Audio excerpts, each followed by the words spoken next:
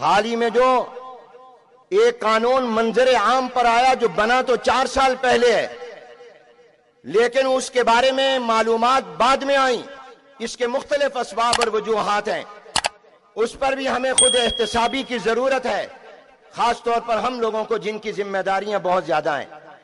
لیکن اس کے ساتھ ساتھ یہ ٹرانسجینڈر ایکٹ جو بنا ہے، ٹرانس کا معنی تبدیلی اور جینڈر کا معنی جنس کی تبدیلی کا قانون، عنوان یہ رکھا گیا کہ خواجہ سراؤں کے حقوق کا تحفظ، مگر اس کی آڑ میں ہم جنس پرستی کو قانونی تحفظ دیا گیا۔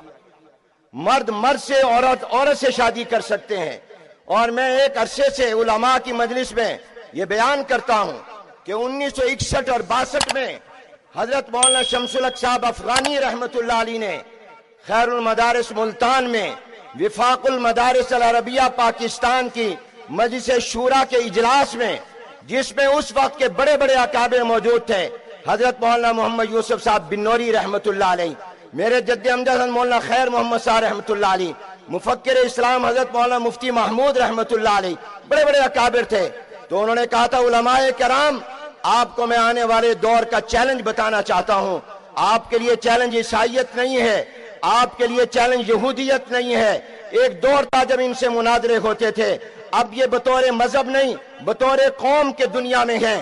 آج عیسائی بطور مذہب نہیں قوم ہے، یہودی بطور مذہب نہیں قوم کے ہے، جیسے پنجابی بلوچی ایک قوم ہے۔ فرمایا تمہارے لیے آنے والے دور میں چیلنج مغربیت ہے۔ مغرب نہیں کہا، مغربیت کہا۔ یہ وہ چیلنج ہے جو مغربیت اباحیت پسندی کا نام ہے، جو کہتا ہے کہ انسان کا حق پہلے ہے، اللہ کا حق بعد میں ہے، اور انسان کی خواہشات وہ مقدم ہیں، آسمانی تعلیمات بعد میں ہیں۔ یہ پاکستان جو اسلام کے نام پر بنا، اس پر بھی تہذیبی دہشت گردی اور تہذیبی حملہ ہے۔ میں آج آپ سے درخواست کرنا چاہوں گا کہ آپ ٹرانسجینڈر ایکٹ کے بارے میں پورے ملک میں بینر لگائیں، آویزاں کریں، پینا فلیکس لگائیں۔ قرآن و سنت کے خلاف قانون نامنظور، شریعت کے خلاف قانون نامنظور، اور ہمیں اپنے خاندانی نظام کے خلاف قانون نامنظور۔ اس کو مہم اور تحریک بنائیں۔ اور تیسرا یہ ہے کہ اس قانون کو مسلم لیگ نون نے بھی پاس کیا، پیپلز پارٹی نے بھی کیا، تحریک انصاف نے بھی کیا، ان کے تمام ایم این اے کے پاس۔ آج میں آپ سے یہ درخواست کر رہا ہوں اس امید کے ساتھ کہ آپ اس فقیر کی آواز پر توجہ دیں گے۔ آپ جانے کے بعد اپنے اپنے حلقوں کے ایم این اے کو ملیں، سینیٹر کو ملیں، اپنا احتجاج ریکارڈ کروائیں اور ان کو کہیں ہم نے تمہیں ووٹ یا ہمارے علاقے نے ووٹ اس لیے نہیں دیا تھا کہ تم اسلام کے خلاف قانون پاس کرو، تم نے ہمارے مینڈیٹ کی توہین کی ہے۔ آئندہ الیکشن میں ہم سے ووٹ مت مانگنے آنا، پہلے اس قانون کو ختم کرواؤ۔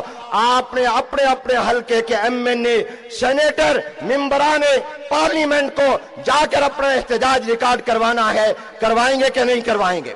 یہ آپ کا اور میرا دینی اور ایمانی فریضہ ہے۔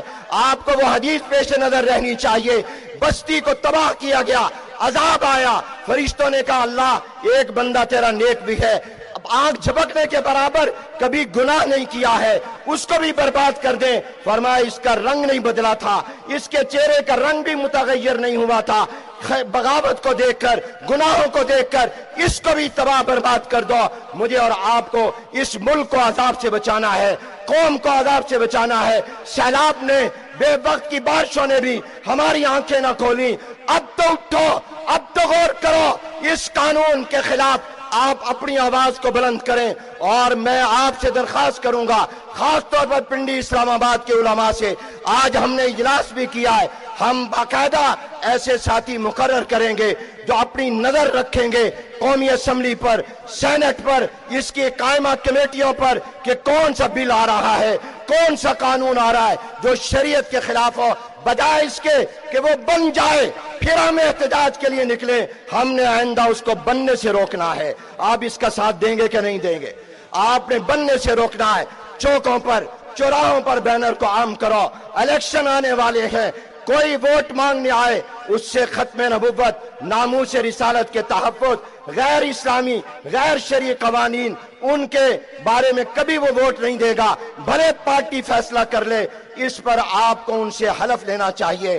اور جہاں تک موجودہ قانون کی بات ہے، حضرت مولانا فضل الرحمان صاحب دامت برکاتہم العالیہ ہمارے درمیان مشورے جاری ہیں۔